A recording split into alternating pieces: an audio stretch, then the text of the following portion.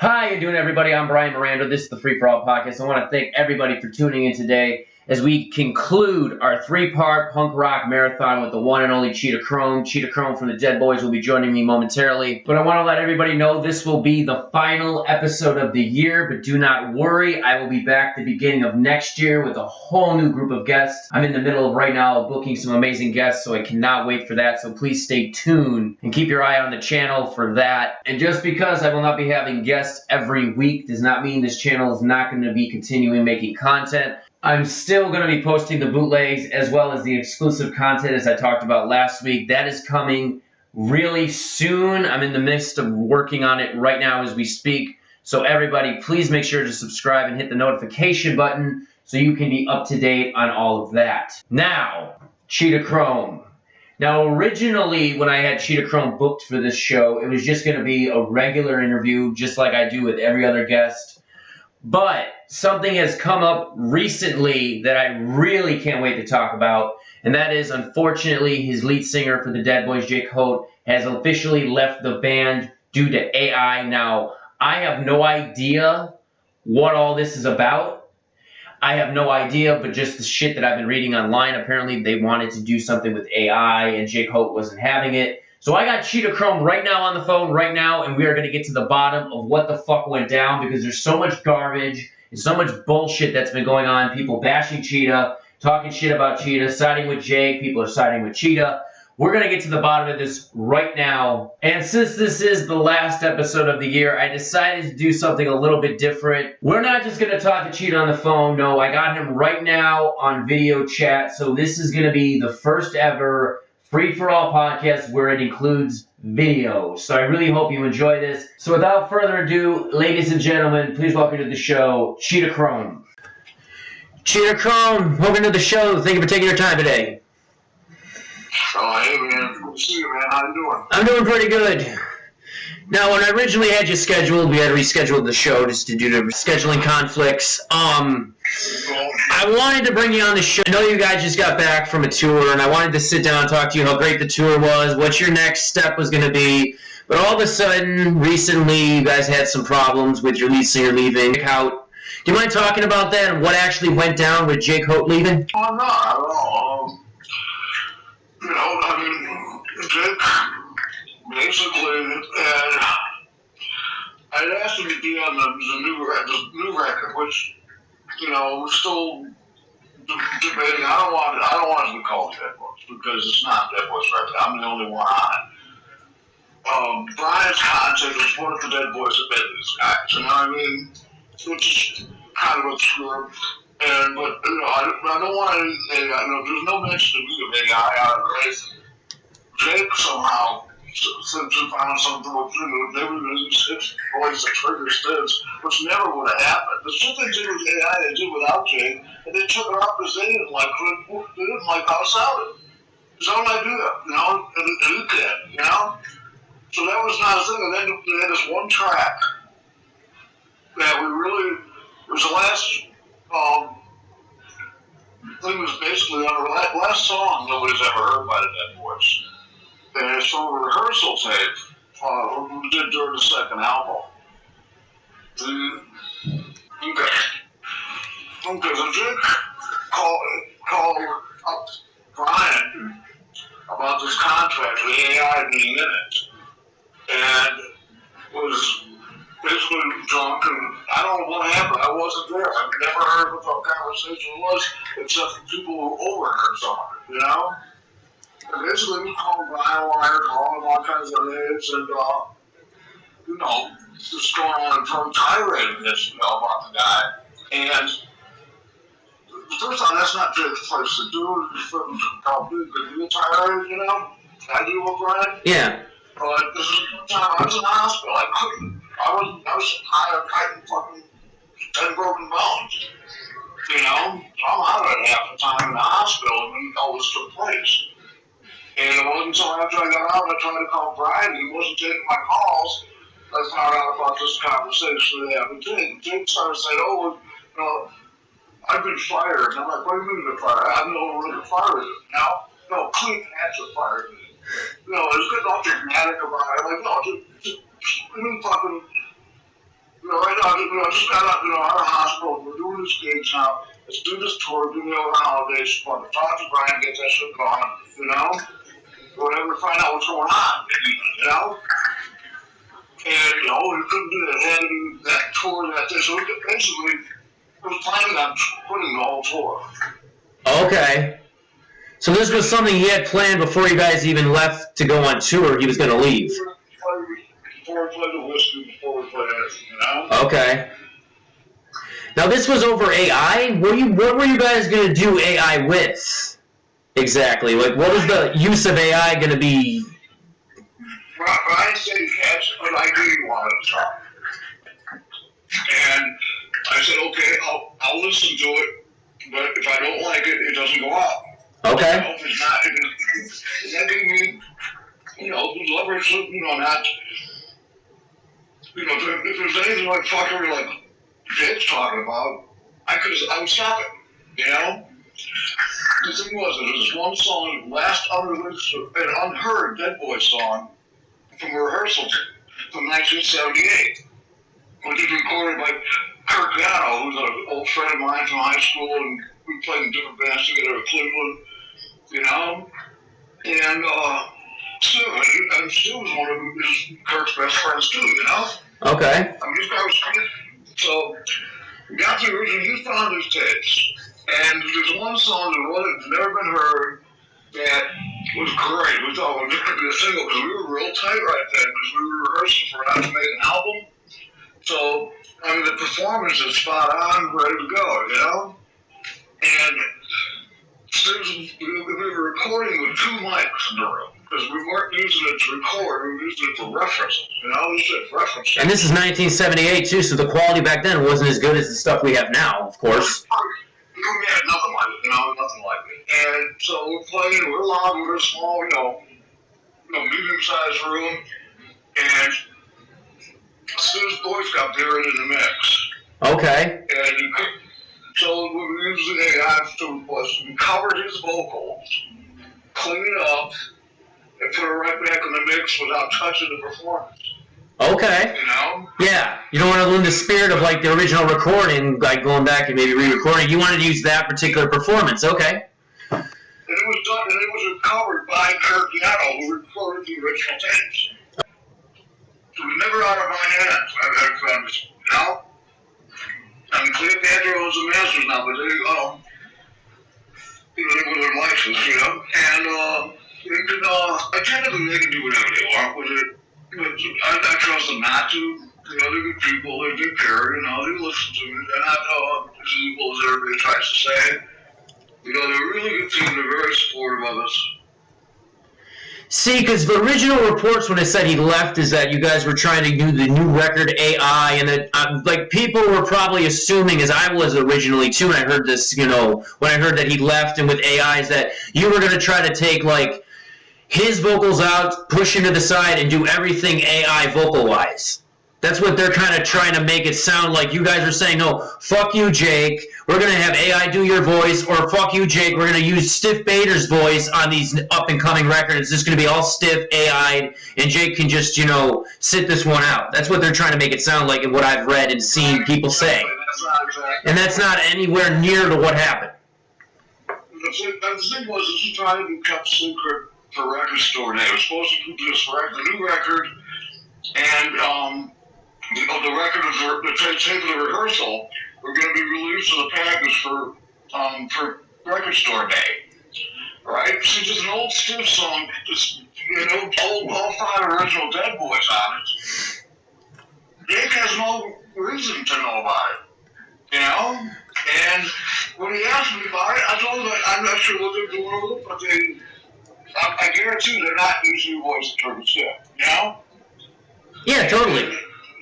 And it turned out, it was totally blown out of proportion. It was totally, you should have stayed in the band, because if we would have had Patience to wait a week, it would have been, But he kind of jumped the gun a little bit, you're saying?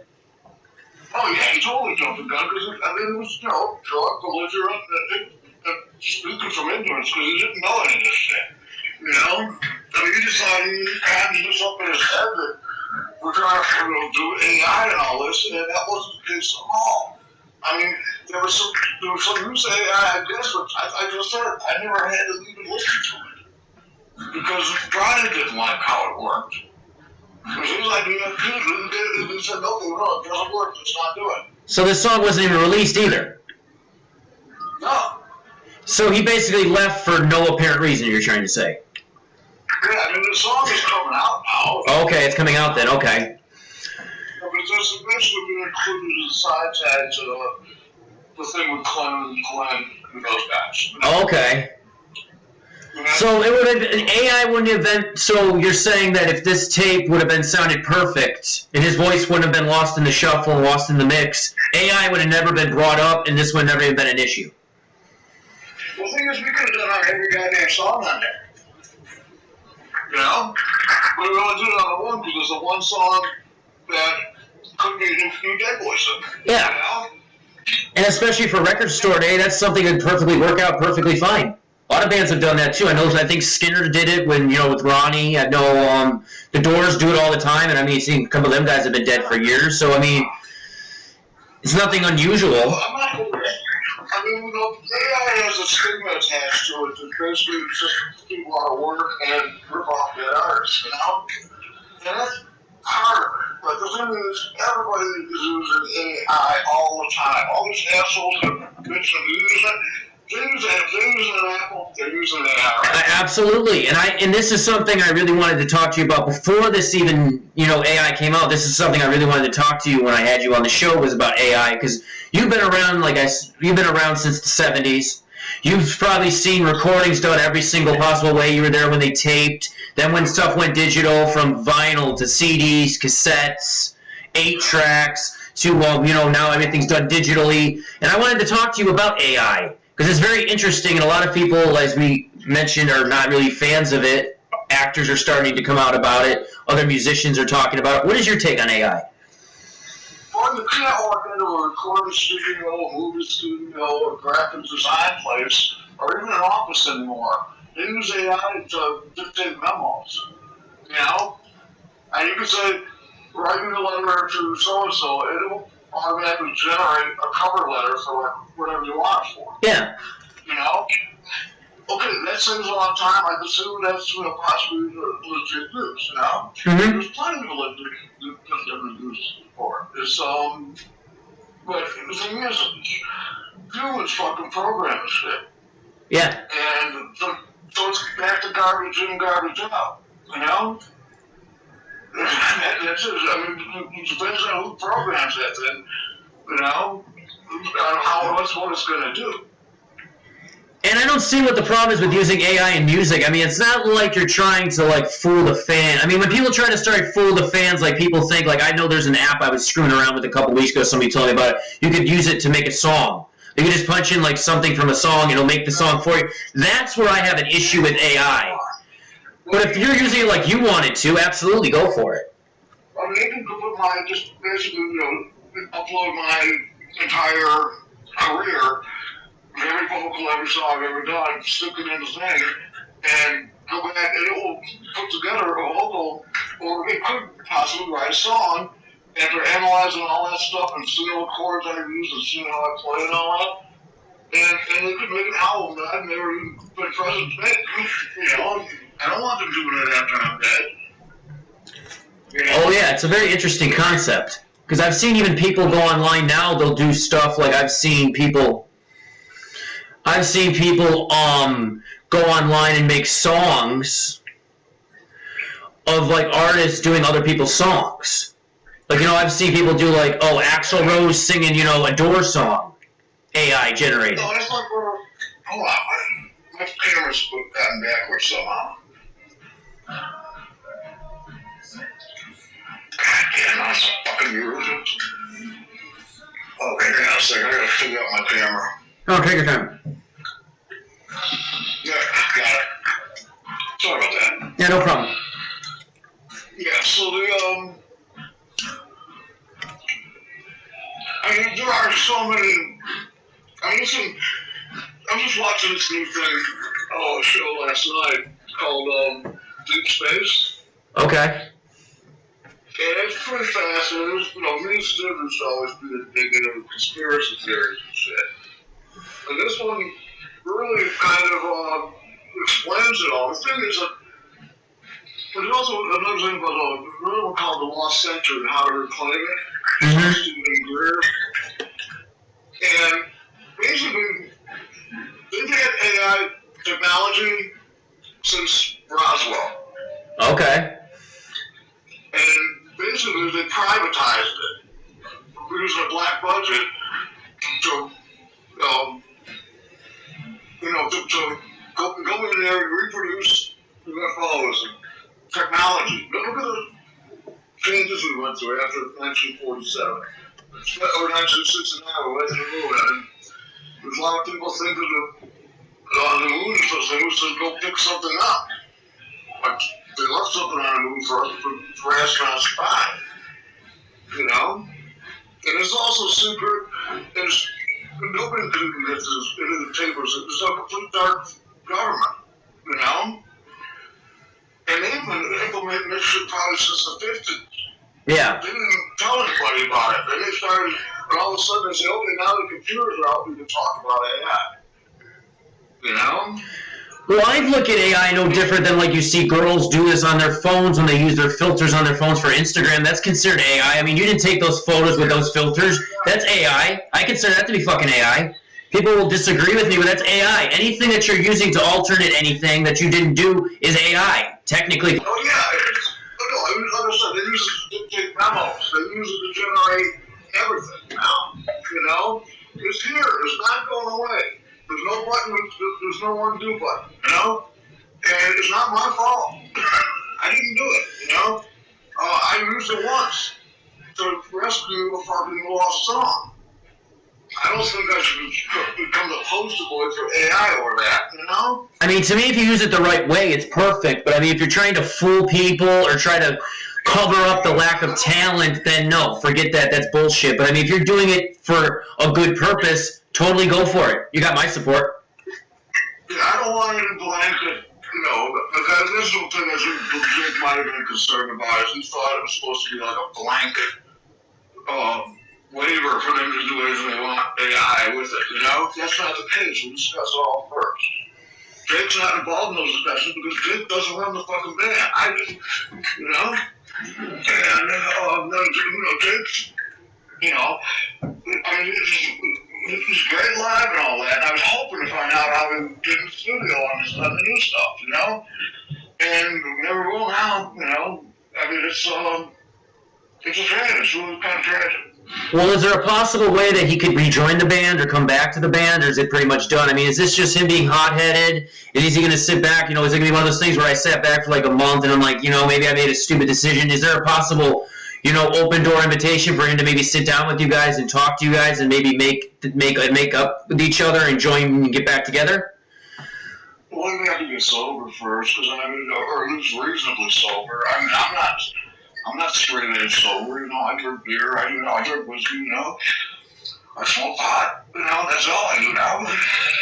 It's, you gotta have something, life's so unpleasant without it, So there is a possibility of him rejoining if he decides to come to his senses. You guys would be willing to sit down and talk to him and have a conversation. I mean, I would talk to him about it.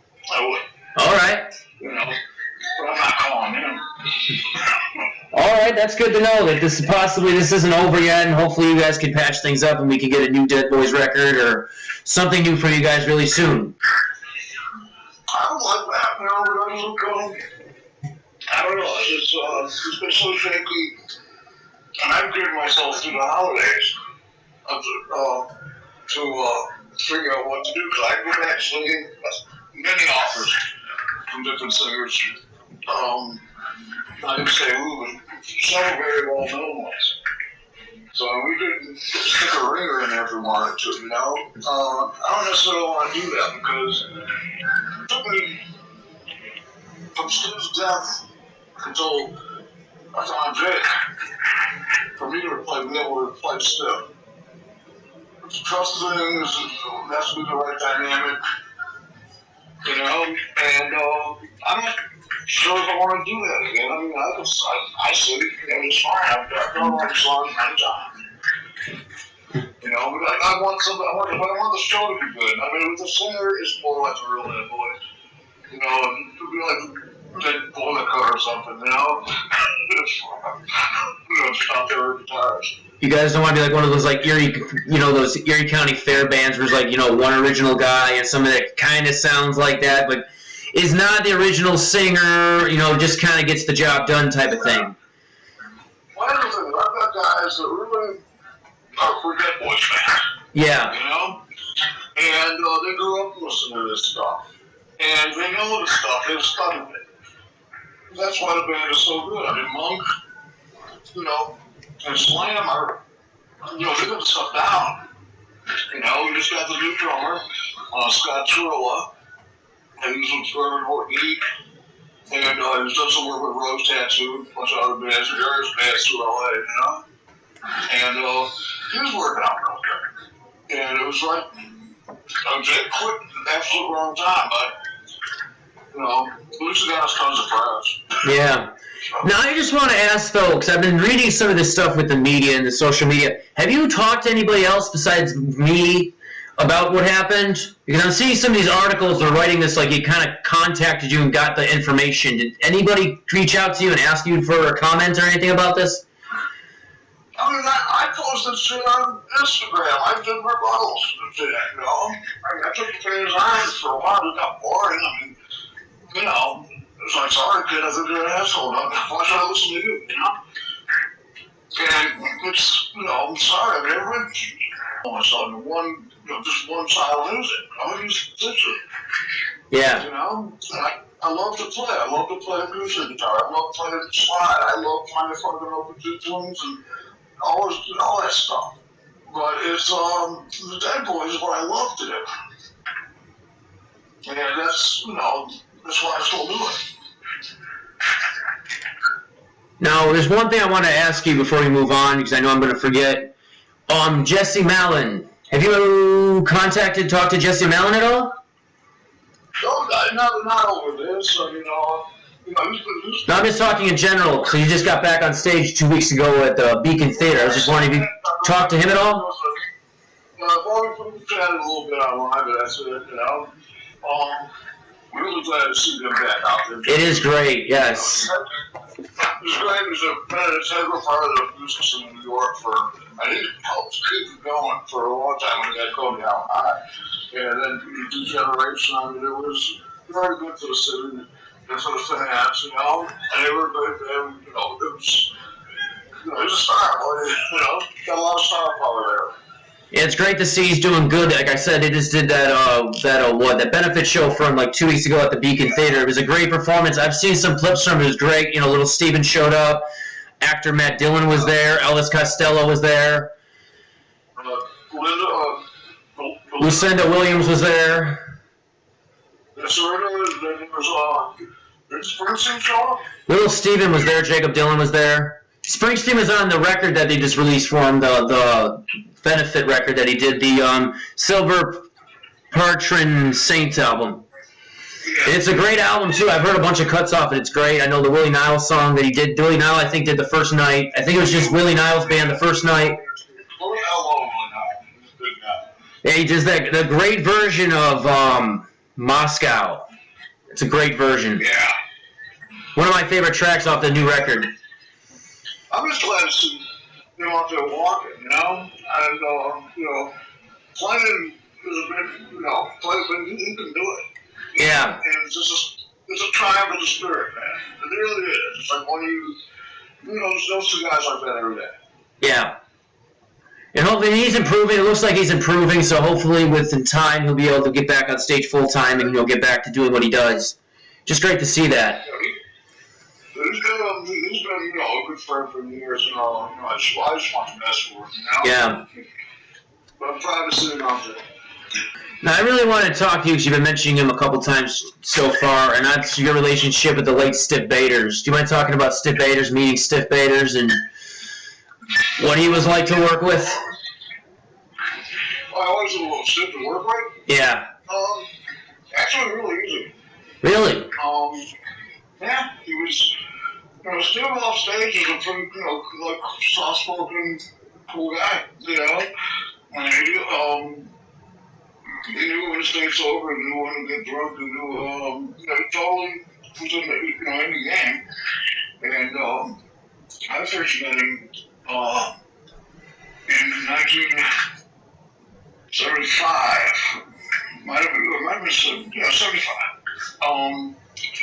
Where we, Peter Walker had met him a couple times at this club called the Piccadilly in Cleveland. And he kept telling me, like, was those guys Stu Bader? His real name is Bader. It's not Bader. It's the S or something. Probably because Richard put one on here. The number worked out numerologically or something like that. Because it was all, he's the one I had research on called Chrome. Because he goes, this too, it doesn't work. So I wanted to be like Cheetah, like Slash, Yeah. You have to have a name, man, And he came up with Chrome, and all this criteria from the railways, So now, it's my wife, my sister, And, but he taught me, I've learned to live with it, And, but Stu was very, Stu was focused. He could drill down on songs. He took things very seriously with music, The Deadboys, when we were working like that, it wasn't all booze and all girls and all drugs all the time. I mean, we wanted to do good songs, And you can't do that that just alienates people. It alienates all the people we work with. You get a bad reputation for being, doing what they do, like yelling at the label head, shit like that. And that's what people remember you by, pretty much. You guys could be as tight on stage as you are, but if your lead singer's all fucked up, that's what they're going to talk about. That's what they're going to, that's what's going to make the press, that's what's going to make the reviews, is how messed up your singer was. Not how good the band is, but how messed up the singer was that night. Yeah, well, the press has way too much power, and so little credibility anymore. Oh yeah, just like I said with you guys with the AI thing, like I just mentioned, that's what I've been reading online is what the media's been saying, and then you say they haven't even contacted me; they're just going on what I said on Instagram. I mean, how are you guys supposed to be reputable journalists if all you're going on getting your facts from Instagram? Did anybody call you up and say, "Hey, what's going on with this situation?" No, let's go on his little Instagram post and post that. Yeah, so that's what they're doing. I mean, it's just like the stupid image page on Instagram or Facebook. Man, all they do is just post shit and all slamming me. I don't know what the deal is there, but, it just really pissed me off. I'm like, wow, I'm not even sure I want to play for these assholes anymore. That's what it is, Well, I've even seen that, with athletes, something happens, during the game and somebody goes on Instagram or on Twitter now. I mean, with athletes, it's Twitter, and they'll make a comment about it. I'll read like an article. Oh, so-and-so talks about, what happened in the game last night, and it's just basically what he said on Twitter. Like, I already saw that tweet. Why the fuck are you talking about this? Ask him. Call him up. You don't have any connections where you can just call him up and say, what are you talking about, or what happened? You're just taking some crap on Twitter and putting it on your article and saying it's news. That's ridiculous. This is how we got the president we got, So, people, they claim to, they don't want to leave people facts who can't make them that. It's just ridiculous, because I see this all the time. It's really disappointing. Like, hear a story that happened, and then you hear it again, like, wow, I can't wait to find out, is there more to this story? And it's the same 5 different tweets on 5 different networks saying the same thing. Like, why are you mentioning anything if you haven't got any more information? Like, you're not getting anywhere. You're just saying the same shit 5 different times. We get it. Oh yeah, well, it's not just the rock press or anything. It's all the press. They all normalize stuff that's not normal, and then the press shit is not true. Like Dave Chappelle said it the best. I don't worry about Twitter because Twitter's not a real place. It's not. It isn't. If you really think about it, just anybody can go on Twitter and say anything. It doesn't make it true. Yeah. Now, you mentioned before working with Sid Baders and his songwriting. How was he as a songwriter? Very dedicated. You know, when we first got together, when I married to Piccadilly, we ended up making plans for the next night. We ended up so good. Like, man, you want to see Blue Ridge tomorrow night? You want to come out with me? I said, yeah, I'll go. So he comes and gets me. We have a guitar case. I was got the case with all that. Check it out, you're going to love it. I look at the guitar case. It's got a bottle of vodka, quarter milk, grenadine, and all of it is for pink squirrels. I've never had it before. And Amaretto, too. Amaretto. It's 2 bottles of booze. We drove. It was a 40-minute drive out there. Got nice and, buzz on the way out there. And then, hit it off. And then, next day, we got to dinner at his place. Play some guitars, And, that was where I started staying on. I ended up staying at Steve's house half the time. Because we'd go out to the bars and just kind of go there and pass out. And then during the day we'd get up and, we'd always take my 12-string, I had a 12-string acoustic Epiphone and Juniper, which I still have. And we'd go sit in the bathroom because the tiles, getting strings with a guitar, Yeah. And we'd sit there, that's where we wrote Not Anymore. Oh, really? And a couple other ones, yeah. Ain't It Fun? Ain't It Fun I was doing with Rock as Peter was singing, but then later on we did it. We still worked it out there. We worked out a lot of stuff in the bathroom. Yeah.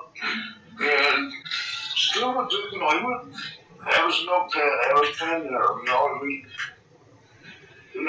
worked just like Lennon and McCartney had, It was not,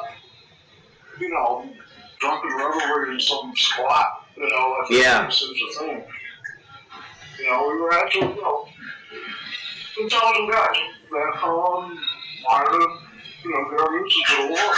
So was the main songwriters you and Stiff? Or did Johnny and Jeff and Johnny come in there? Jeff and Johnny never fucking wrote it. No, they wrote their parts. Okay. But Jimmy was very integral in the songwriting and they were too. Because we all had, it was kind of our problem. We had songs, before we went on Spotty, we had written stuff we had to say, And I had done it with Rockets, but I wanted to do it like a real band, because Rockets is a more avant-garde kind of experimental thing. I wanted like a fucking hard-ass band like the 55, And, or Alice Cooper, something like that. And, we got that, because, like I said, I started out there, but Jimmy came with a bunch of songs already written too, And so Young Loud Snot is a combination of those songs that we all had beforehand. Then, of course, we're so busy on the road, we're not writing new material. And that's why the second album, this is damn hard, I love the songs on the second album, but I don't like the second album. It sounds tinny, it sounds crap, Just wasn't as thought out, you think? Is that what you're saying? Just wasn't as thought out of the record as the first one? It wasn't thought out, it was kind of rushed, but yeah. Also, everything looks back lives. I mean, I don't blame him for it, but I think he was, I think his heart wasn't really into it, he was just doing it for the paycheck. And,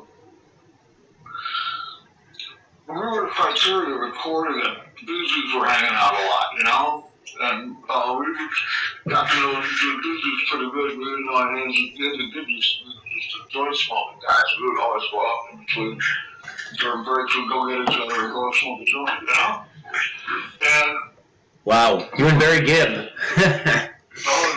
all three brothers came in the studio and hung out with us. They were great. They told us Bee Gees stories, And we were all fans. I mean, it was, we didn't like the disco shit, but man, stuff they did before that was brilliant. Did they give you guys any advice on songwriting or anything? Or did you guys just sit around and just shoot the shit? I mean, did Barry Gibb ever give you any advice on songwriting or anything like that? No, I think you kind of realized we couldn't take advice that well. But one thing was they had an automated board in there. Well, the first in the country where the faders move on their own. AI. Exactly, AI right there. That's AI right there. And what it caught, I suspect that's who mixed our record. Because it's in the ballpark, but nothing's tweaked. I think they did like a set flat mix on it, and threw in some overall reverb or something and called it a record. But nothing was tweaked, nothing was spent. I don't think it spent any time individually in tracks. You can tell it's not the same. It's all about not going in the red instead of going staying in the red. We like it in red. Then after the second record, you guys unfortunately decided to disband. What caused the breakup of the Deadboys? Entire record, pretty much. Yeah. And our own behavior. We were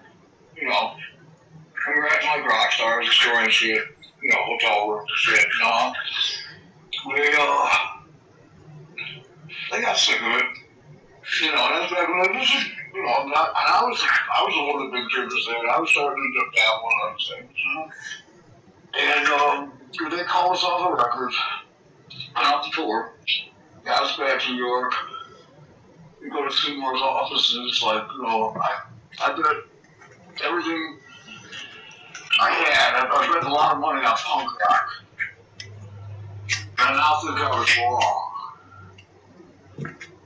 I think the only way to continue this relationship is if you change your music and possibly change the name of the band. And I said, oh, I can't get another guitar player, and I walked out.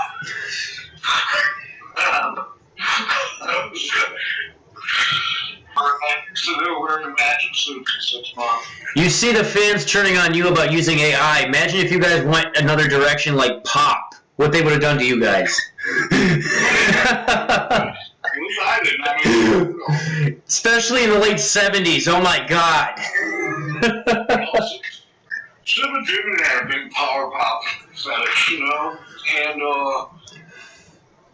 want me to wear one of those matching suits, or they don't make those in my size. I'll never find one, And I'm not going to wear a damn matching suit, You're up there with matching suits, singing pop songs. Then you guys got to do, "Ain't It Fun" or something like that. That'd be perfect. It just didn't make any sense. I'm sorry. Plus the suits are ugly. I can't even see Stiff Bader's wearing a suit. He's like copper and black for the jackets with holes in it. The fuck. And the next guy, the guy that took my place over there wearing a flannel shirt on stage. This is like 1980. I was like, oh my God, you got fucking John Fogerty with you now. John Fogerty. Now, is it true? I heard this before Stiff left the band. I heard a rumor about this. I don't know if it's true or not. When Stiff was about to leave the band, that they were looking for another singer, and he took the advertisements from the ad from what they were looking for a new singer. He got it printed on a T-shirt, went on stage that night wearing the shirt of the ad and them looking for a new singer. Is that true? He wore it on stage. That was the Lord's new shirt, yeah. Oh, okay. Yeah. Oh, that was Lord's. Okay, I thought it was the Deadboys. Okay. I saw a picture of the other day. I saw a picture of him wearing that shirt. I love the Lords of the New Church. That was probably one of my favorite parts of his career is the Lords of the New Church. Oh yeah, I really like the Wanderers. Yeah. I know that was a spectacular album, man. It was one of the best albums. The songs are great. I mean, it's just the whole concept of it was brilliant. And that should have gotten a lot bigger than it did. It sounded like the people up to what's going on today, Now, were you keeping in touch with him when he was with the Lords of the New Church? Were you guys talking at that time? Oh, yeah. Okay. Yeah, we still on a line, and he'd come to New York State for a month or so and hang out every day, Okay, so you guys were still tight then, okay. We didn't speak for a year after the Deadboys broke up, and then, we used to always spend each other's birthdays together, And, that year, it was his birthday, and he called me out. He wanted me to come down to matches celebrated with him, you know? Yeah. And I was like, well, what the fuck, I haven't seen him in a year, you know, I'm not that pissed at him anymore. I'll go through that, you know, so it was me and Anita Pallenberg and Dita, my girlfriend, and one of the Stones guys, you know, and we pull up in his parking lot to see the jacket and fucking shit all the shit's pants. He's like, what's this white Uber thing coming up? You know, we'd always have one call, you know. And they drive us on the fucking front of the bastards. It was really funny. They were like, I know goddamn one came from that one. You know, it was fun. Now, unfortunately, he passed away. Where were you when you found out about his death? Oh, the last time I seen him was previous year. But probably 3 or 4 months before, I went out to do some gigs with Jeff Dow from David Smallwoods and Power Trip and all that. And Steve came out with me just when I was going to go out there. So him and Carol came out, we all went out together. And we played a couple of gigs. One at Scream, one at, I forget where else. Lingerie or something like that. And, you know, he got up and played with us. You know, the music machine got up in Santa Monica. And there's videos of all this stuff too, you know. But it's, Sue got up and joined us on, you know, a couple things. And that was the last time I saw him. Was after those gigs, because I flew back to New York and they flew back a couple days later. I saw him for dinner and then he flew off and I never saw him again. And I found out he was dead. My friend Spacely, you know, got a call from Carol. Wait, Spacely, was that John Spacely? Yeah. I was, yeah. We'll get into him in a second. I wanted to ask you about him. I wasn't sure if you knew him or not. Oh, yeah, I know. Him and Steve are my 2 best friends ever. I just got, actually, the reason why I was going to ask you about that, I'm sorry to interrupt you. I just saw the Junkie recently. Oh, yeah. Again. I don't want to see that. I was there. I saw it in real life. I don't want to see it. I think it's deplorable if fucking let's put that out. Yeah. You know, I mean, they asked me to do that. Oh, did they ask you to be a part of that? They asked us, you know, we just said, oh, so wait a minute, you want to exploit our business so you make some money? Yeah, that's the thing, too. Because I remember when I first saw it, I thought it was all acting. Then I found out later on, like, that's actual real shit that they're doing in this movie. This isn't like, you know, and action, you know, cut. No, this is like, we're just going to fly around with the camera and watch you commit all these heinous acts for our amusement. You know, and it was right, and I was proud of him saying that, because it was, you know, it was exactly how I felt. Like, I was kind of, like, insulting, trying to figure out what I was going to say, and she said that. I said, well, she said, because it was, yeah, you want to fucking rip us off, buy it, you know, here's going to pay for the heroin, you do all that. And he said, no. And then what do I do after the fucking movie flops? You know? You're going to have some questions by the police. That's what's going to happen. But they don't know how to do it. Believe it or not, I'm film that can't really do it because they have to prove it's real drugs and food. You know? I mean, you can get off on that. They can charge you, but you'll get off, you know? I looked at it. I have several American friends in New York. No, we were talking before about some of the projects that Stiff Baders was doing. He also did a couple things with Johnny Thunders and Dee Dee Ramone. It was what, the Whores of Babylon? I'm not sure if it was a real group, or that was just like a nickname they came up with for each other.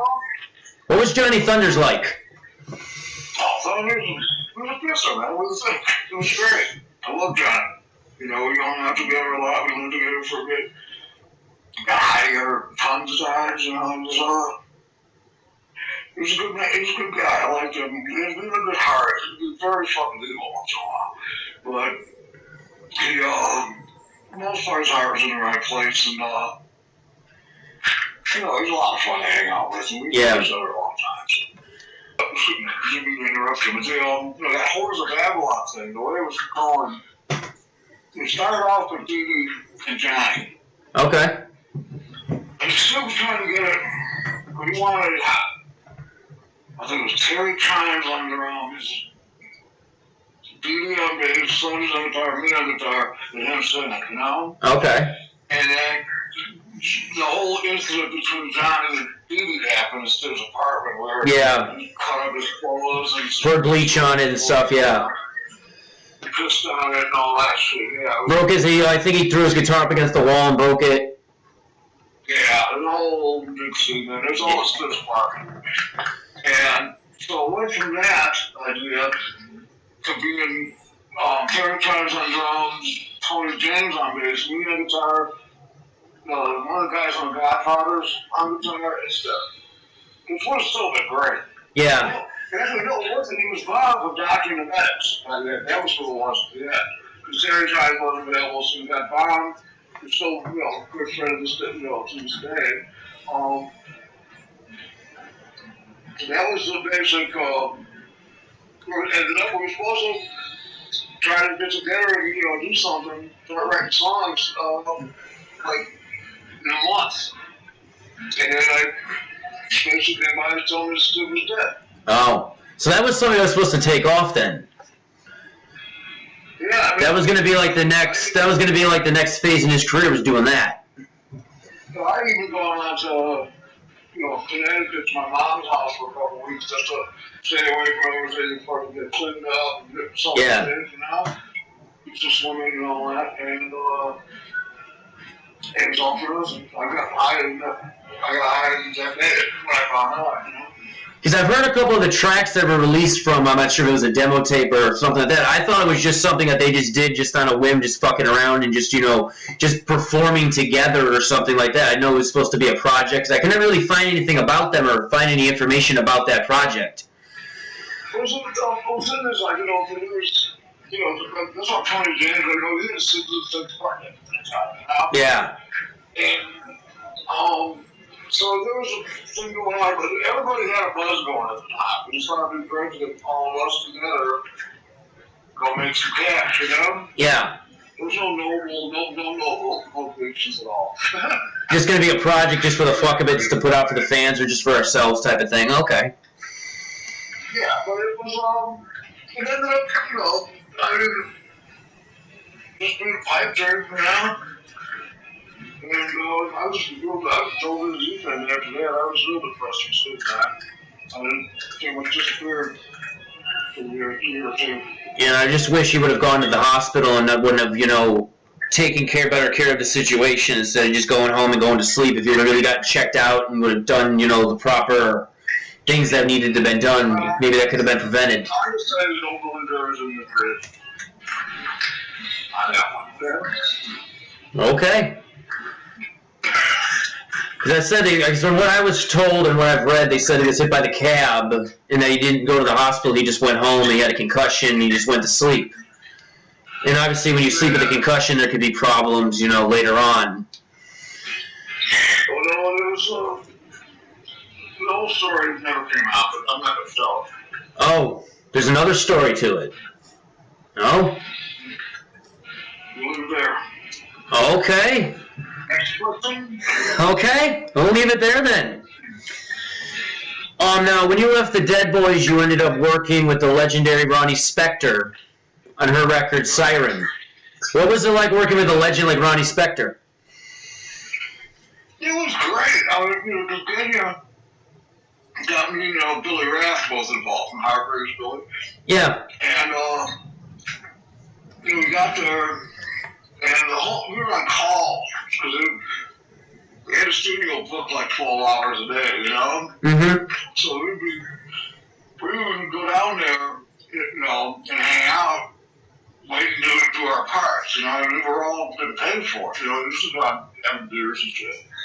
And the Stones were there, so we're hanging out with Keith Richards and the Dagger. Wow. It was supposed to be recording, but, what can I say? It was the first time I got to meet him. It was a blast, Get the party with the Stones? Jeez.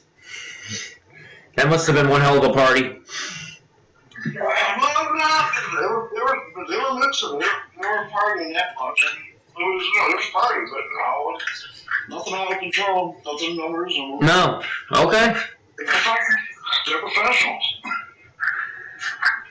The stars are, very cool bunch of people to be around there. They get Mario in and make the show nice. They're friendly, they're down to earth. They make you feel comfortable. And they know you're nice. And they're real cool about it. But if they like it, if they don't like it, they're relaxed. Ronnie Spector and the Rolling Stones in the studio. Wow, that's like a dream come true. It must have been like, I can only imagine what that must have been like. Oh, yeah, it was cool stuff. These guys hang out with Ronnie a lot and hang out in the Stones in my head or something, which is because she's so cold,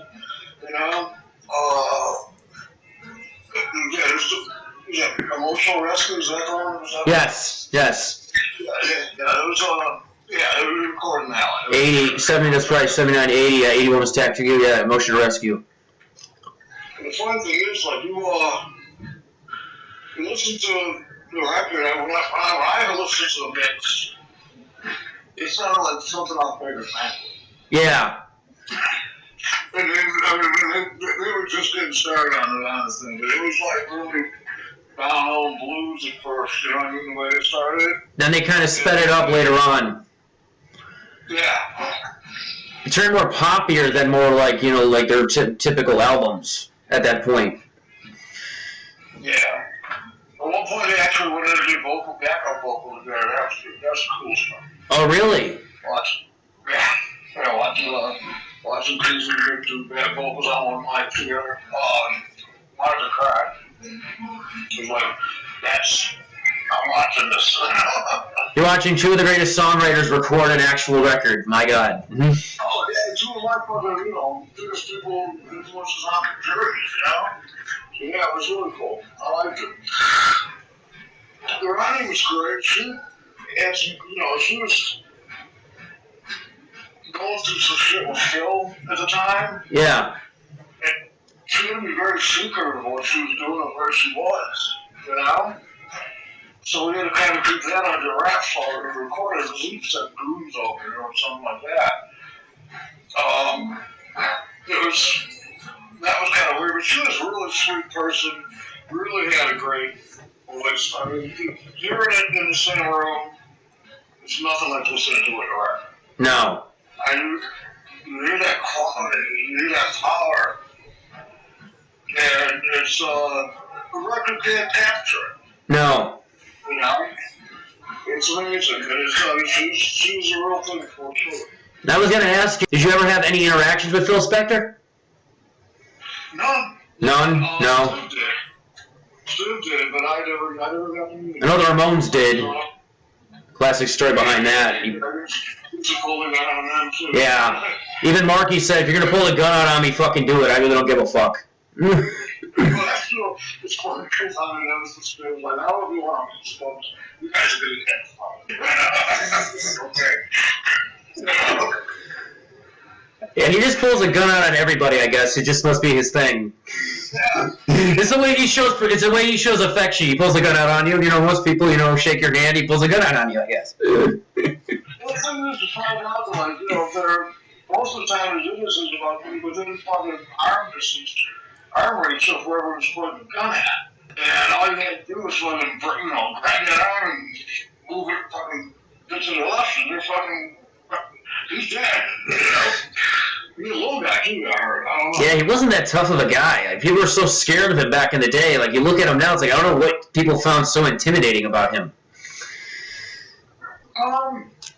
He's crazy. Crazy people can be intimidating. I get intimidated by crazy people. Now, we've been talking about all these punk rock icons, and we talk about all the people who work with Stip Baders. I have a segment on this show I'm going to play called Punk Rock Association. I'm going to name off some legendary punk rockers that I feel you've had interactions with, and if you could share maybe a story or your thoughts about them, that'd be great. Okay. And even if you didn't meet them, if you could give us your opinion about them, that'd be awesome too. You want to be honest, right? Absolutely honest.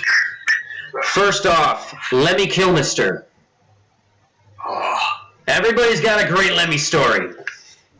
Lemmy was just really great. My Lemmy story is one night, Motorhead was playing in Boston when I was living up there for a couple of years. And we were going to the show, and I got a call at like 6 o'clock.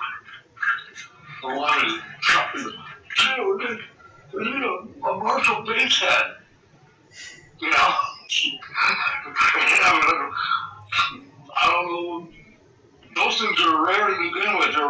I doubt there's one in Boston, Yeah.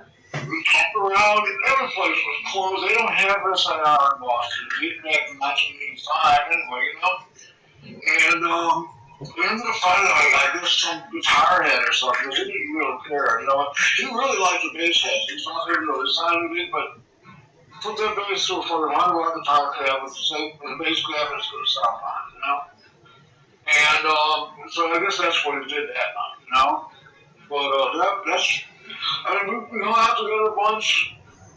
No wild parties. There's always backstage with Jordan Ramon or something like that. We never went out, Worked up the town together. But it was a good man. Good settlement conversation. The Clash. Joe Strummer, Mick Jones. Okay. The Clash, I really loved their first record.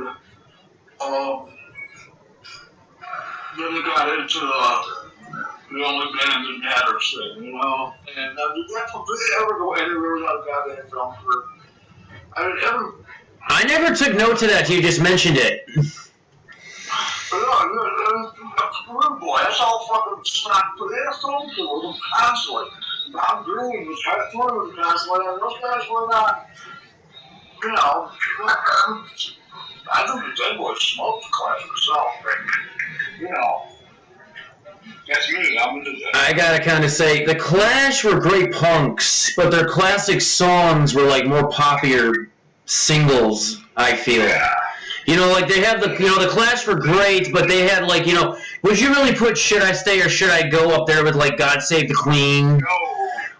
Or, Rock the Casbah, would you put that up there with any other punk rock classic? That's the thing, they were great when they came out, but then they kind of went kind of mainstream into the pop thing, and that's what kind of turned me down from them being the punks. Yeah. I saw Nothing against them, I love them, I'm just saying, that's just my opinion on them too. The first two albums are absolutely great, but then they got into just all kinds of other things, and they were, come on, they weren't Sandinists. No, they weren't fucking revolutionaries. They're goddamn punk rock band from England, But they picked up guns themselves and went down there to save people, And we kind of got blown, got kind of pompous, And I actually, when I broke up, when I became a Dynamite fan, I liked them a lot. I mean, they were pretty cool. That was, mixed media, but it's so fucking good, Now, let me just ask this question. I was talking to a friend of mine about this, and we were just curious about this. If you know, who smoked more pot, Joe Strummer or Mick Jones? If you know that. Who smoked more? Oh, you don't know? Just curious, because I was just talking to a musician named Ron Hawkins. He's from a band Lowest of the Low, and they wanted Mick Jones to do the producing of their one record. And their big concern was, how much pot are we going to need from Mick Jones to have him be doing this session with us? So that's where it got me thinking. I said, I wonder who smoked more. Was it Mick Jones or was it Joe Strummer? Because I know they were both notorious smokers. Oh, yeah, but we all were back then. It wasn't, most bands had a half problem or something, Call it a tie, I guess. Just an interesting question I thought I'd ask, because we were talking about it. We're I'm going to ask Cheetah Chrome if I talk to him, if he knows the answer. Yeah. All right, next up, Sid Vicious and Nancy. Yeah. Okay, I'm sorry. Sid and Nancy. Did you know Nancy at all? What did you seem like we finish up on the Clash with that album? Joe Yeah, go for it. We were really, really nice guys to hang around with, They were both good people. I really liked Joe a lot. Maybe I got to hang out with once, but he was a good guy. They both were. I respect them both, but he got a little overblown, for me. Okay. Sid and Nancy. Talk about a train wreck.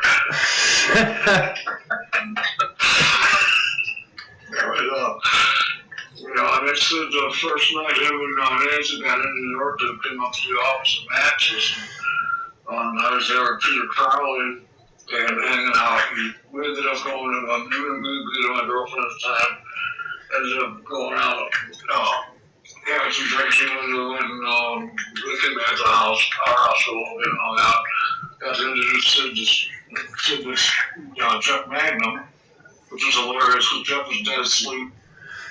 And Sid walks over and I go, Jeff, wake up, wake up. And he was lying, he looks up and sees Sid going like, look at that over. First thing Sid says, do you reckon you could beat me up?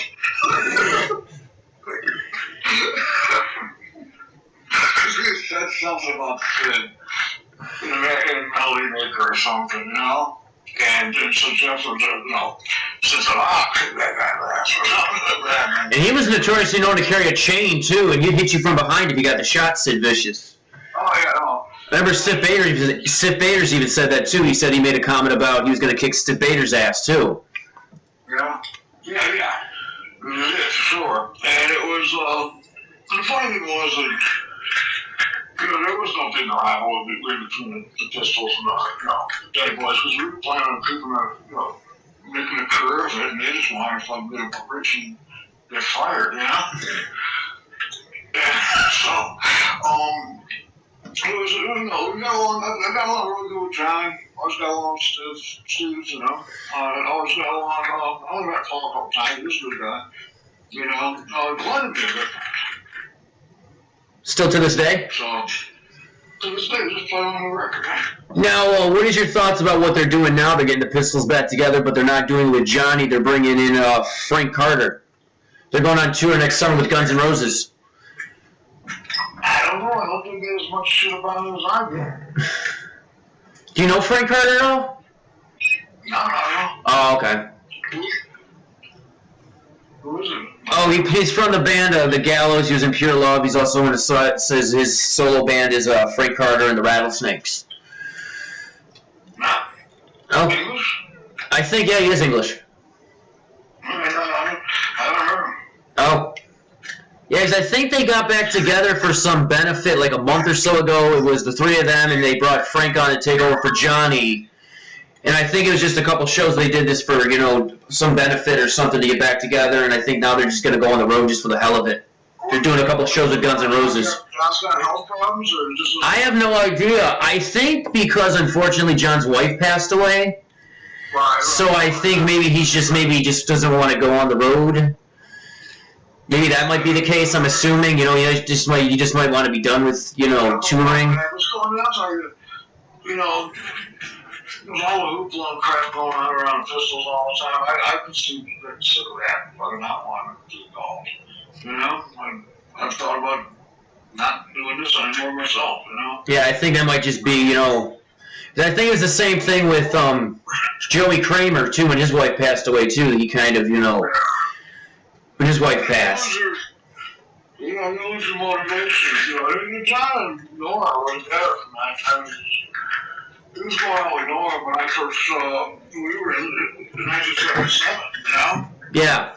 And so that's a long time, and that's a life partner, and they really did love each other. She was really good for him.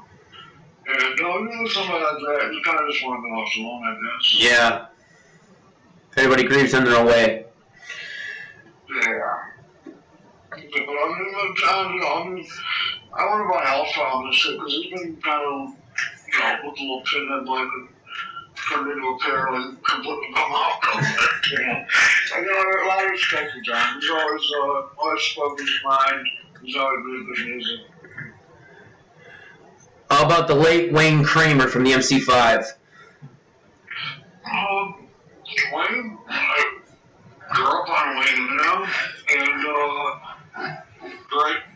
guitar player with big influence on me. You know, we only got to work together a couple times, and that was always fun. We got to hang out several times. We never, you know, never regret about it. Stuff. We go out for dinner, and go see each other's shows and all that. But he's always a guy. We were very cool. You know, I was friends with all those guys. I was real good friends with Rob Tyner and Matt Davis. You know, my probably closest was with Mike and Rob was one of the first people to come in and see that. Oh, really?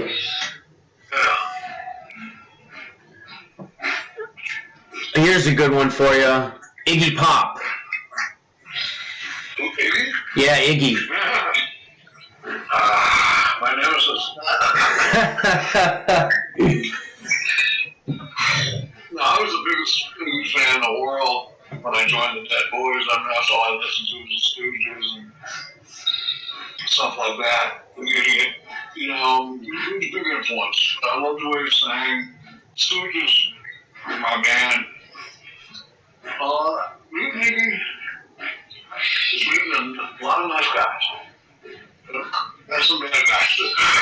You know, the material comes to mind.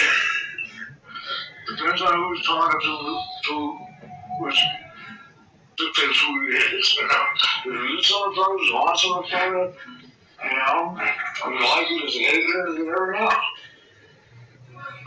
Henry Rollins. Oh.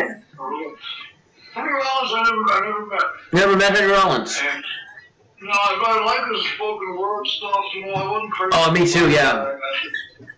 I did not like Black Flag that much. It's for weak. I wasn't a big Black Flag fan either, even when he was with the band. I was never really into Black Flag. His spoken word I really love. I love the stories he shares and his opinions on things. Yeah. Black Flag just wasn't my thing. No, it wasn't mine either. I mean, of course I was surrounded by people who loved it, though, and that's all I ever heard. Just, you know, you can play that shit, I'm going in there. I was an old guy. I was never really a big fan of like that hardcore punk style. I was more like a fan of like you guys, Johnny Thunders, like that type of stuff. I was never into that like stuff where I can't really understand what you're saying and the guitars and bass are all mixed together. Nothing against that style of music if you like, it's just not my thing. How do you stand out and a bunch of girl crap like that, you know? Exactly. You know, I like serious bands, you know.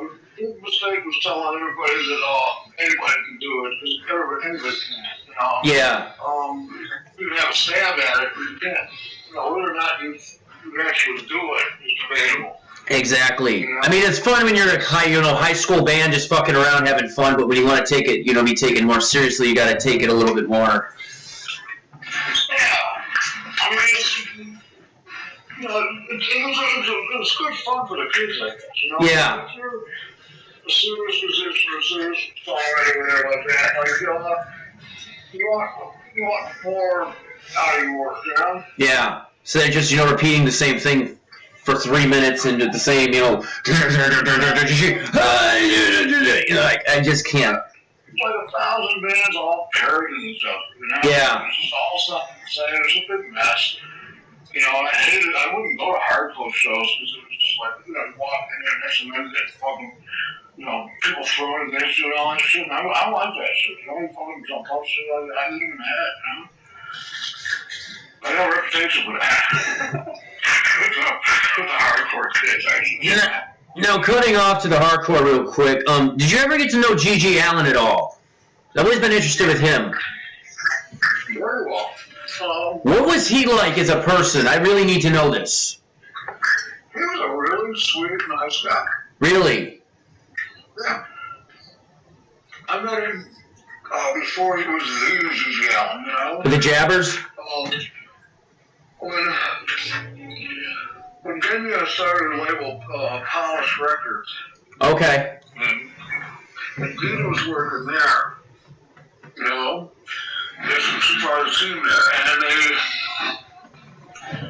kept getting letters for this guy, G.G. Allen, you know?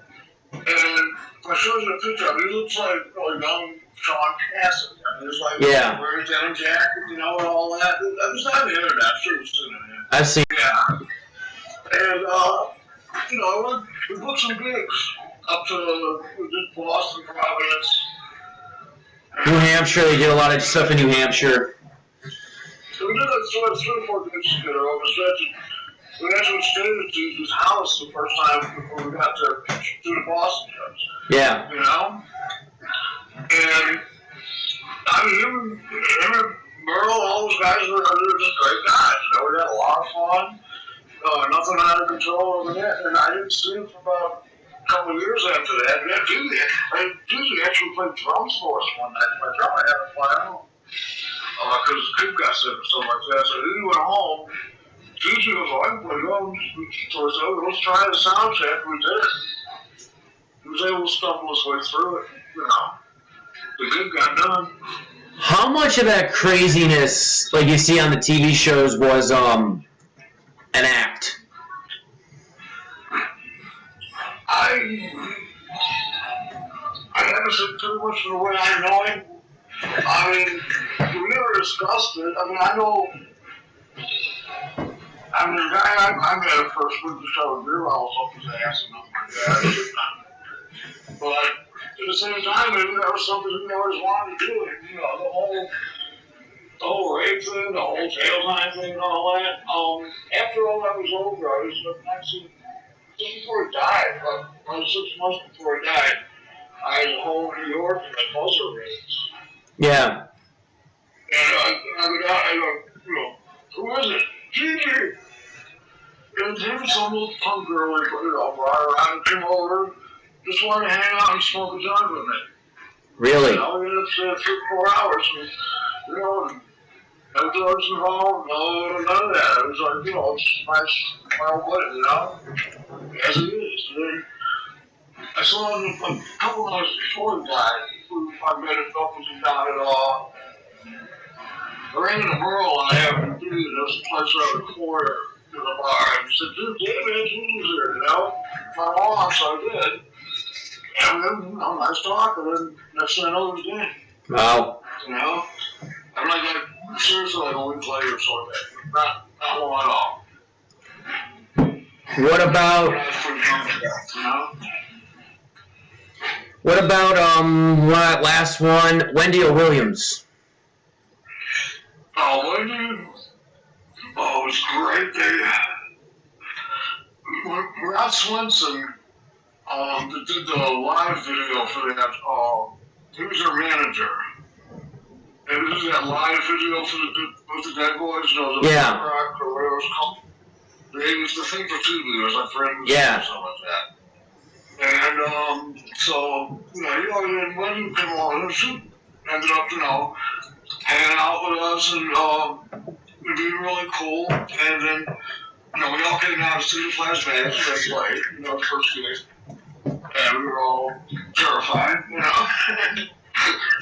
But she was cool. I had a lot of heart. I like Wendy. You got involved in something with the Punk Rock Museum. I know you just recently, were you doing a touring for them?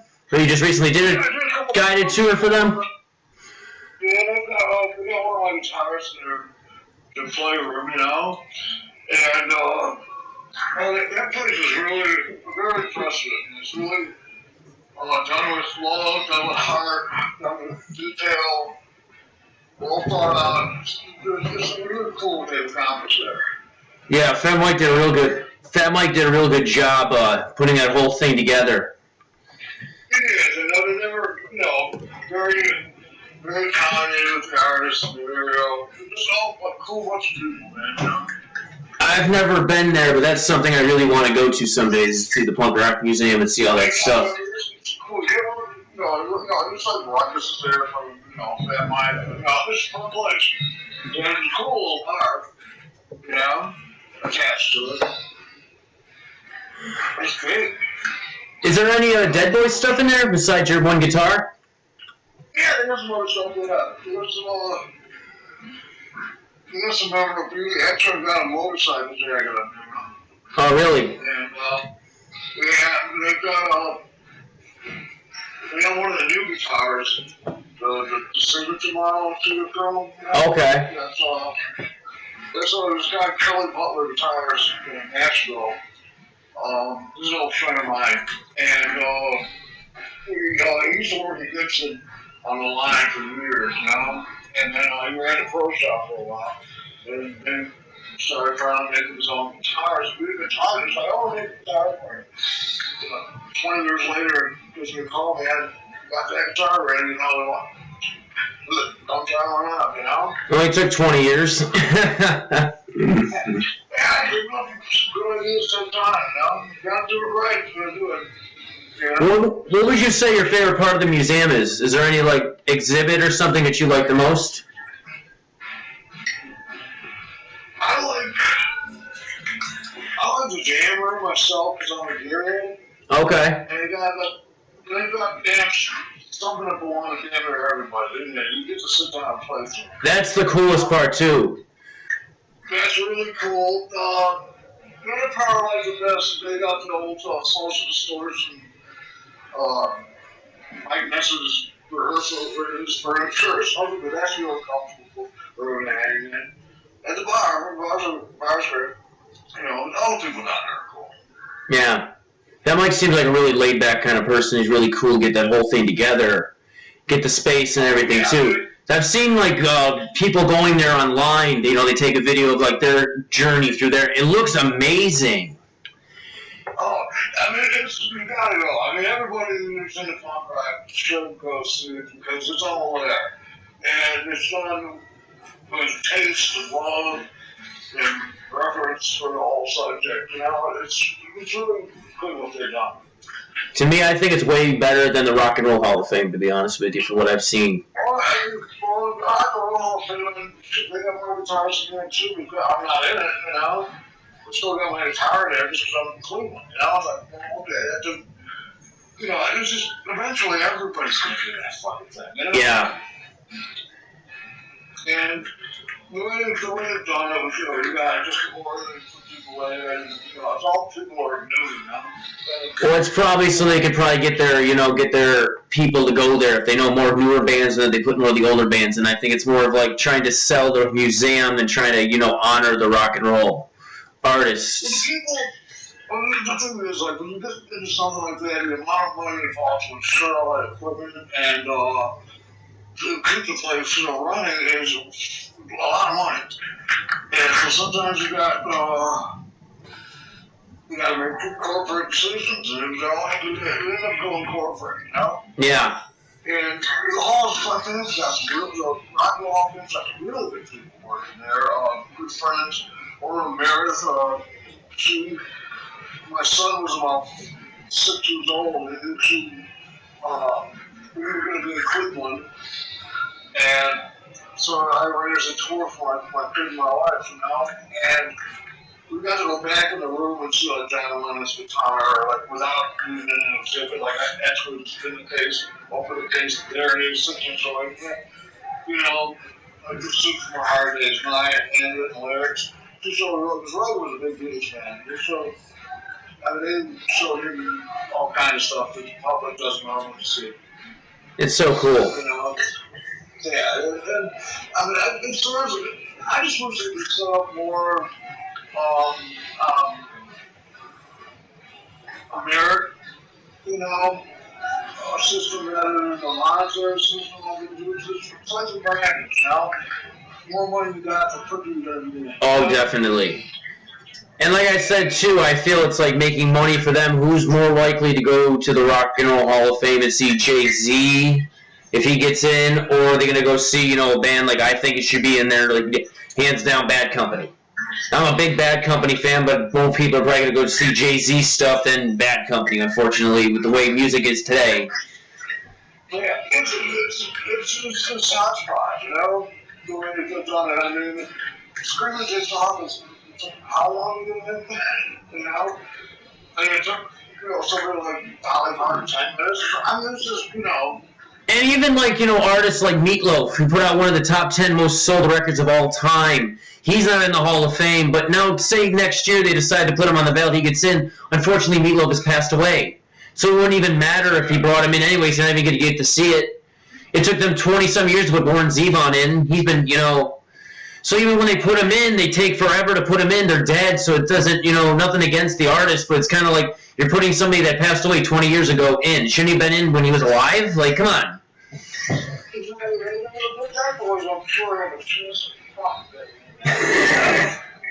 We pissed everybody off, and we didn't make any fucking money, and we didn't sell any real records. We just influenced the whole fucking generation. That's just the luck of the draw sometimes. And it's funny, that's actually one of the criteria to get in the Hall of Fame is to be influential. Yeah. That's I looked online one time with a couple of the criteria of what they look at, and like influence was like a huge, part to them. So I mean, you guys should be in for like, influence. They want to go that way. The thing is, they judge influenced by record sales. That's another thing too.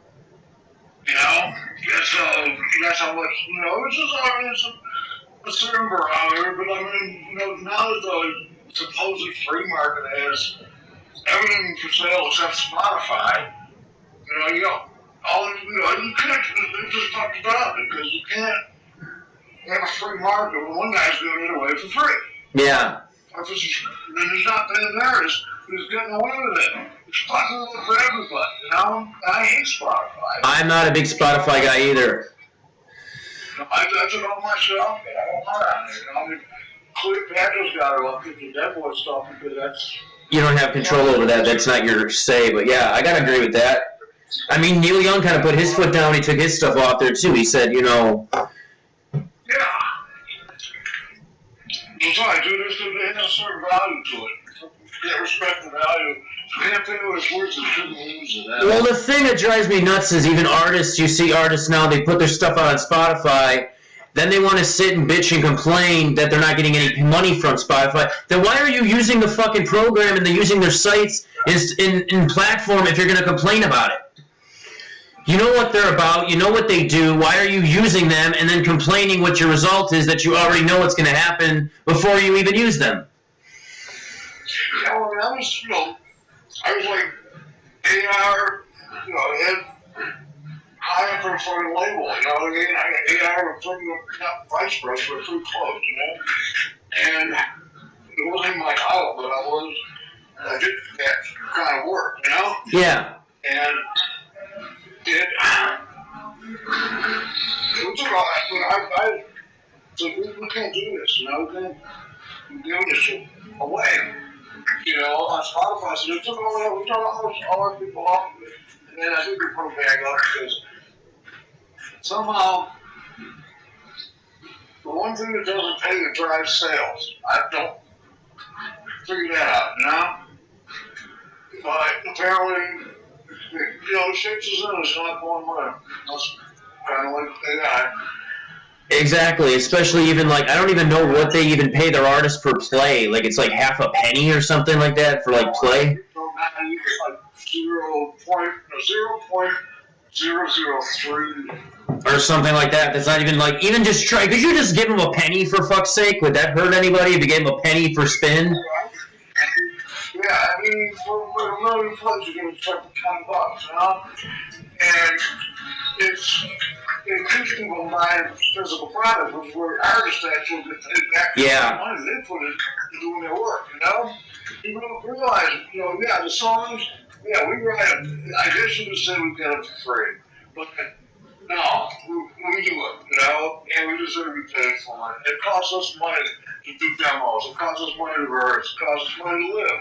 It costs us everything. Yeah. If you don't fucking want to pay for it, then all you do is put people out of work, Oh, exactly. I hardly respect. That's why I don't listen to these assholes talking about AI, because, they're all over Spotify at all, and they all claim not to. I have money for $1 for every fucking person that says they bought a Deadboys record, and that's who actually did. I've been living in a mansion, but I'm not. Yeah. So somebody's lying someplace, and fucking the figures are not what lies. Our fans, they got our music from the government stores and my investments, all that shit. They know what I dictate to you, what I want to use on my record. Oh, I agree. Well, even like with the Spotify thing, what turned me off was I'm not bashing any I'm not bashing any other podcast, but Joe Rogan, he had Steven Tyler on his show, right? He sat there with Steven Tyler and they were talking just about this, about money and revenue, just like what we're talking about right now. He goes, "Oh, Spotify contacted me and they wanted me to put my podcast on Spotify." I said no, because you're not selling anything. 2 years later, the fucker goes and sells his podcast to Spotify for $2 million. So, like, what happened to this whole I ain't going to go to Spotify thing, Joe? Like, what happened? You sat there and said 2 years ago with Steven Tyler that you don't go to Spotify, then all of a sudden $2 million comes in your lap. Oh, okay. That's the only thing that drives me nuts. Like, Joe Rogan, you sat there and said Spotify is this and that, and then all of a sudden you go and turn about your back on what you said originally. He's going whichever way his viewers want to go. It's his own soul. Oh, it's not the same show. I'm not trying to bash any other podcast. It's not the same show that I watched 10 years ago. The only ones I watch anymore, I watch Julie and Dory, and I watch Reed Warren. Those guys are good. There's a couple of Name the Seal guys that are pretty good, but that's one podcast I really listen to. I listen to my stuff once in a while, but that's, they're obviously very biased, and I am, but I like to get my news from everywhere. Yeah. I really don't listen to that many podcasts. I mean, I'll check them out if they have like somebody interesting they're interviewing. I'll check it out, but like religiously listening to, not really that much. Yeah, I mean, Julie and Dory. Who? Julie and Dory. Yeah, I've heard of it. Yeah, he's one of the best interviews I've ever seen. I love that guy. It's great. John Ryan's good too, but I don't know, he's something. I don't know, sometimes I think he's talking propaganda, which is not unusual for to keep a podcast going. Oh, I mean, I love some of the podcasts where they have actually something to say instead of some of these freaking, these newer podcasters out there that bring these like only fangirls on, or they sit there and talk about dating. Like, what are you doing? Like, that's boring. There's like a podcast out there now that's like promoted to just porn stars. Like, what? Why? Like, how many of them can you talk to before you find out what the fuck is going on? Like, it's ridiculous. Howard Stern even came out and said years ago he didn't want to bring out that many porn stars on his show because he said, like, a porn star will come out down just to do anything for promotions. Like, it gets kind of watered down after a while. Oh, yeah. Everybody's something, It's all a hustle or a side hustle. Yeah. Yeah. And I'm not bashing any other podcasters. I'm just saying it's just stuff I've noticed. Like, if you had something interesting to say or something to bring on, absolutely, I love that. But, like, you're just bringing up some of these, like, reels I see on Facebook or Instagram. It's just complete nonsense. The internet nowadays, what Tommy Womack is? Yeah. Yeah, from government shoes and all that. He used to have his website called his Bitten Web Spinter. That's pretty much what it is every time you go online anymore. Oh, I see everything all the time. Even like, they'll bash things that are good. Like, I know Taylor Swift just made $2 billion on her tour, gave a shit ton of money out to her staff and everything, and people were crucifying her for doing that. Yeah, because I'm sorry, this is the coolest thing anybody's ever done. That's fucking amazing. I mean, I don't know any other artist, and this is a solo. I mean, I know she's solo artist. She's a solo artist, Taylor Swift, but you made $2 billion from scratch. That's pretty fucking impressive, if you ask me. Exactly. To turn around and share that with your employees, that's just fucking really fucking cool. I remember they even said, they were talking to one of her assistants. One of her assistants went on that TikTok thing. And she ended up, like, moving away from Taylor Swift. She ended up moving and changing off, like, a direction of work and everything. And she said, what was it like working for Taylor? She says, if one of her people's sick, she's there, buys them food, takes care of them, checks on them, pays them, whatever. She said, when I quit, Taylor Swift was, like, fucking heartbroken that I was leaving because she enjoyed working with me. That's the type of person that she is. But because, because she's making all this money, everybody wants to talk shit on her. Well, I mean, everybody... she's got a lot of shit. I mean, she was married. Her dad was a record architect. know? I mean, Yeah. It's talented. She had something to sell. She's obviously come to this side of the fucking world. And, I mean, I think she earned it. You know? She's fucking good picture of blood strength, you know? And I've seen her, you know, there are con festivals, something like that, where, yeah, they had the whole stadium in Nashville surrounded by, you know, 18-wheelers with her fucking Picture on it. You know? And I mean, listen, we're talking a block, a full city block surrounded by 18-wheelers with her picture on it. And then she actually came in the afternoon and did a special thing for her fans. I got to watch that from like up in the balcony because we were doing the studio in Nashville. Bridgestone Arena has like this tower in it, you know? And we were in the tower doing stuff. So we went out, but we weren't, you know, able to go down and see it. We were able to watch it, you know, inside in the venue, but just inside the doors looking down at it, you know? Yeah. She's so sweet, so cool with people. And, you know, I'm sorry, I got nothing wrong with first being good to their fans. No. And their employees. Which more people in America would do instead of fucking keeping it all for themselves like Izos and it's blocking it. We got it flying around. Well, it's so funny though. You mentioned, you know, Taylor Swift made $2 billion. I just saw something this morning. This was on like I forgot TMZ or something. Some girl made $40 million doing OnlyFans. So let me get this straight. Taylor Swift goes on stage and entertains people, makes $2 billion. Let's bash that. But some girl on OnlyFans makes $40 million. Everybody's, go, girl, go, make your money. Woo! Jesus. Oh, God.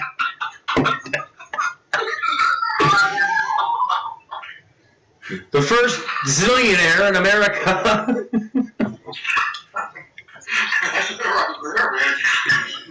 She could charge them 50 cents. She'd make a fucking $1 billion.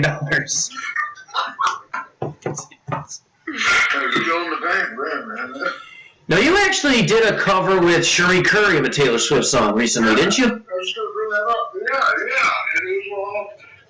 It was funny because I only heard the song very briefly. It wasn't even the real version of the song, I guess. And, I mean, the lyrics are, you know, pretty damn cool for, you know. And, Cherie, you know, she works no echo, no reverb, nothing on her voice. And she's got pipes like no one ever seen. And she's really good singer, you know. And, we sure like working together. She's at Frankfurt, she's 1975. And, it's, you know, I don't respect it. For sure, she's a wonderful girl. Now she's retiring now, isn't she? That's what I've heard. That's what I heard. She's going on like her farewell final tour, I heard. Yeah, I've been hearing about this, but I've been so tied up. Yeah, I said this. I've seen things about it. I don't know if this was like, you know, the final European tour, or she's done touring, she's got another tour planned. I don't know exactly what's going on with her. I'm going to give her a buzz this weekend to find out, I think. Yeah, I'm very curious about that. It's not bad to see that a bug, she got back, so we picked a talk, but we're not talking that soon, you know? Yeah. I'll make that call this weekend. Yeah, I don't want her to go anywhere. She doesn't need people, you know? Do you know her back in the Runaway days or after the Runaways? Oh, I knew Runaways. Oh, you knew the Runaways, too. Yeah, we met at the Runaways, first time I played in Cleveland. And, you know, we got to be good friends, you know, from that time on. And then, you know, Joan, he said, you know, the Runaways and down in Florida were playing, they were, you know, down boat drive with them now. Their guys just left, you know, but, the Deadboys Runaways snatch go back to 1975. Awesome. Well, anyway, we're getting ready to close up. What else is next for Cheetah Chrome? That's a big one right there.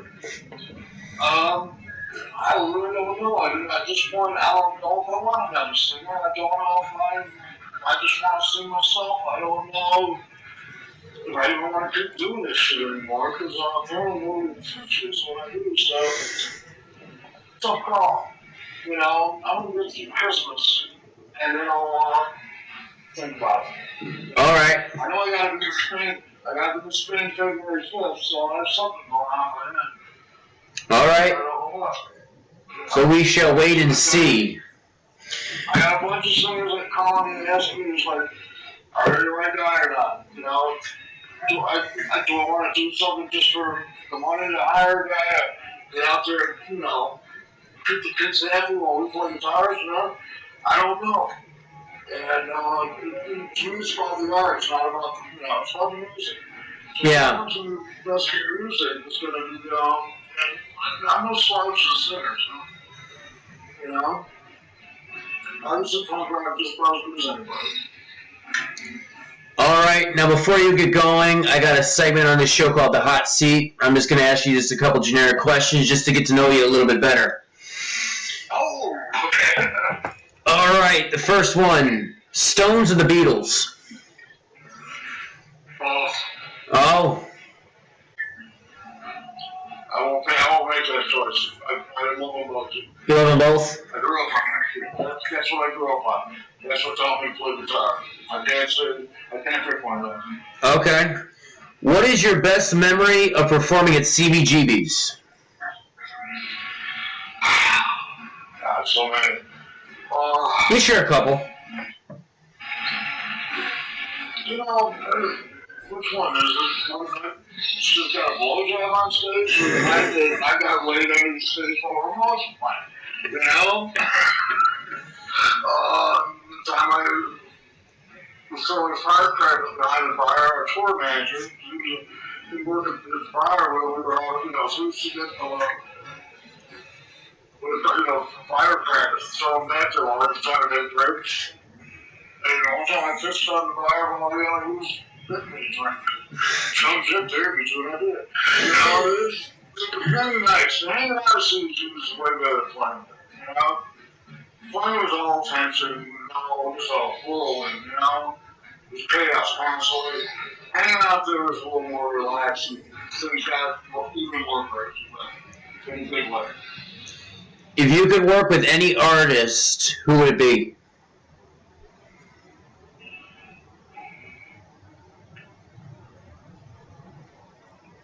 Probably Robbie Williams. Really? Yeah. Why? Because guys, fucking great singer, writes great songs, fucking understands punk rock, and, you know, I got a really head on his shoulders. I like the guy, you know. New band or album you feel everybody should hear? Or check out? No. Not a fan of any new music or any new bands that are coming up? No, it was no. Oh. They have to say it. Oh, okay. Listen to them. Who else can I say?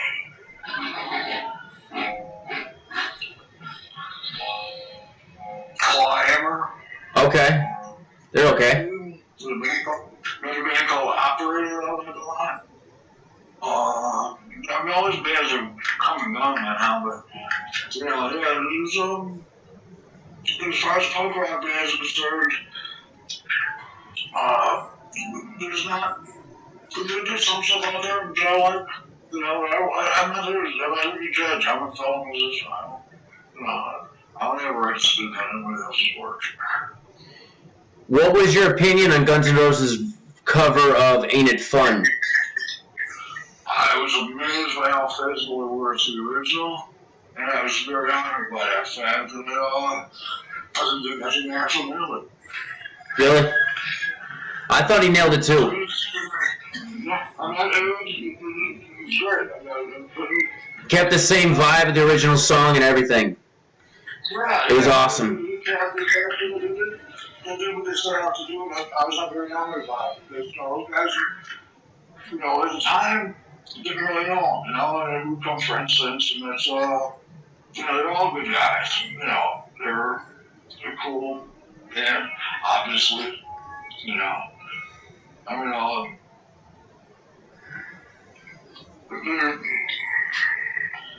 That was a statement in the ends. It was,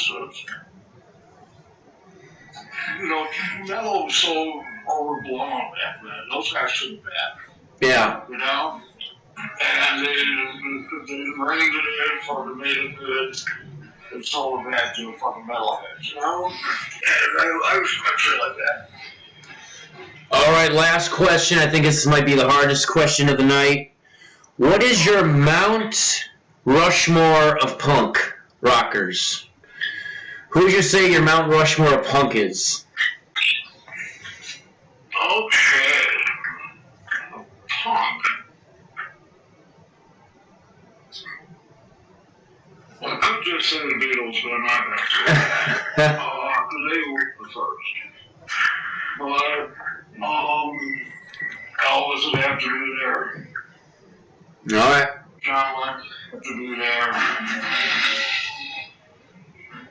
Tom's or Peaceful would have to be there. Oh, originally he would have been a punk rocker. I think if he came out in the '80s, definitely he would have fit in with some of the guys that were like you and them. Could you imagine Stiff Baders and Keith Moon hanging out together? Fuck Baders. I took that guy in there. So, it would have been too traveling.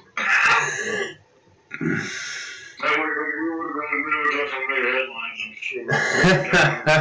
How many folks, cops and helicopters and hang out with lawyers and shit like that. Give Joe Walsh a run for his money. You've heard them stories. Yeah, Joe Walsh, man. I listen to a lot of Joe these days because I love it. Takes me back to being a kid. The Jays bands were my favorite bands growing up, They played in Cleveland all the time. Got to see them when I was like 13, 14.